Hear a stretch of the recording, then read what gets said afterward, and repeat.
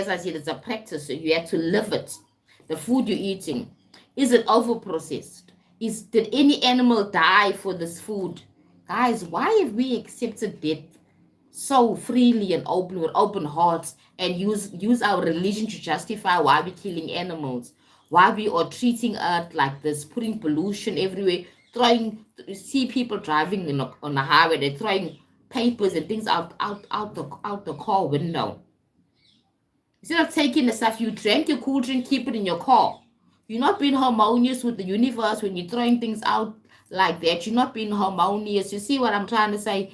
Funny, that word harmony goes across everything we do as human beings. We cannot have harmony if we don't behave in a harmonious way. If we don't embrace every single being, an animal. A chicken doesn't need to die and be a chicken in your plate, guys. That chicken never give its consent. I was even talking to my mom about it the other day.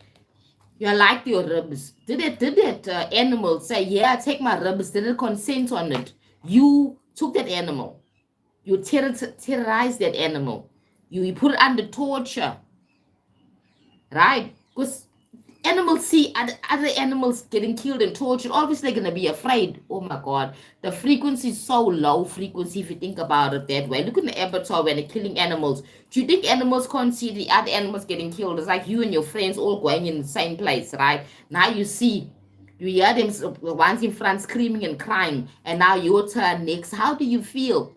That energy of fear stays in the cells of that meat, and people go and make braai with it. They eat it. Oh gosh, human consciousness, as I said, there's a high frequency of harmony and unity, and there's low frequency here, guys. What you put in your mouth is important. What you say is important. What are you buying is important. Everything that you do is important. But let's start with the small things that are still manageable, what we can control. What you put in your mouth is important. You can control what you put in your mouth. The food that you invest in your money in. Remember those that corporations selling you the food are part of the Illuminati, basically. You understand? Because I said it's corporations crossing all borders. Borders don't restrict corporations. Borders don't restrict corporations, right? For example, you can buy products from anywhere now these days. You get my point? Because it's across borders. The Illuminati, the low frequency controlling group of people, or betting on you being unconscious that you can just eat an animal. No, it means nothing. Who the Bible said Christians must eat because Christians are people. They have authority over animals. That's what they use against you. They use your belief against you. They use your culture and your belief against you. That's how they have control. People speak about Illuminati attacking people, Illuminati, this, that. You, as a consumer, as a person, every single day, you're contributing to the same group of people, giving them more power. You're not doing research on what you investing your time and your money in. Even the church you go to, how do you know that your church doesn't belong to the Illuminati group? For example, in Africa, in Southern Africa, wherever it is, because they have different sects, the different groups all over the world. Because what I do know is West Africa is different, North Africa is different. You go to the Arab world, it's different as well. Each America has their own group, right? That kind of thing. So that's how it goes, guys. We are messily and usually controlled, but we are failing to control ourselves. When you learn to control yourself, you control your game.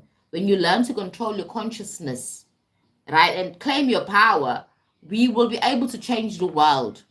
Because if we can change ourselves in the micro level, in the macro level, it will change. If you're all thinking like victims and thinking it's outside of us, thinking that Illuminati is outside of us, we have no control. No, we actually we are all contributing. We're watching the movies and we paying money and we learning and we investing ourselves in those things that they are showing us. You understand? Like, for example, a simple concept now, right, up to the mundane type of way I'm thinking, right? A simple concept is, for example, as soon as Tyler came in from South Africa, the water music song came famous and she got that award and she became a a high-level celebrity, right? She signed a contract, guys, and that contract means that she belongs to the corporation. Whatever those corporations tell her to do, she's gonna do. That image that she's portraying, that ever sexy, half-naked image, she has to maintain until they finish, until they made enough money from that image that she portrays. Same with Whitney Houston. Same story. Now, remember that Whitney Houston's image was very clean, family orientated. But Whitney Houston had the tendencies of being bisexual. She had a relationship, allegedly, right? According to the information online, she had a relationship allegedly that she had a kind of a relationship with a lady, right, who's actually a lesbian, and she's very close. That even Bobby Brown didn't like the relationship. I think these people have handlers, right? Not to say that he was a handler, but nothing happens by chance. You understand? But her image was spotless clean. If you remember Whitney Houston's image of spotless clean until she became an addict. Now, normally the addiction comes into play when the artist is demanding too much from the corporation, demanding autonomy, demanding to be let go, demanding to buy their music rights. Then you see now there'll be an addiction, yet there'll be an abuse. That person is now a pedophile,